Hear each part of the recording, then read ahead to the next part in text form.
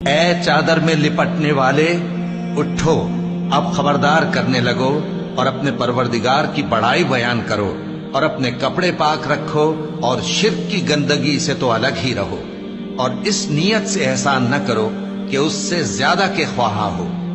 اور اپنے پروردگار کی خاطر صبر کرتے رہو، پھر جب سور پھونکا جائے گا تو وہ دن مشکل کا دن ہوگا، یعنی کافروں پر آسان نہ ہوگا۔ مجھے اس شخص سے سمجھ لینے دو جس کو میں نے اکیلا پیدا کیا، اور میں نے اس کو بہت سا مال دیا اور ہر وقت حاضر رہنے والے بیٹے دیے، اور اس کو ہر طرح کے سامان میں وسعت دی، پھر بھی لالچ رکھتا ہے کہ میں اسے اور زیادہ دوں۔ ایسا ہرگز نہیں ہوگا، یہ ہماری آیتوں کا بڑا مخالف رہا ہے۔ میں اسے ایک بڑی چڑھائی چڑھاؤں گا، اس نے غور و فکر کیا اور ایک بات ٹھہرا لی،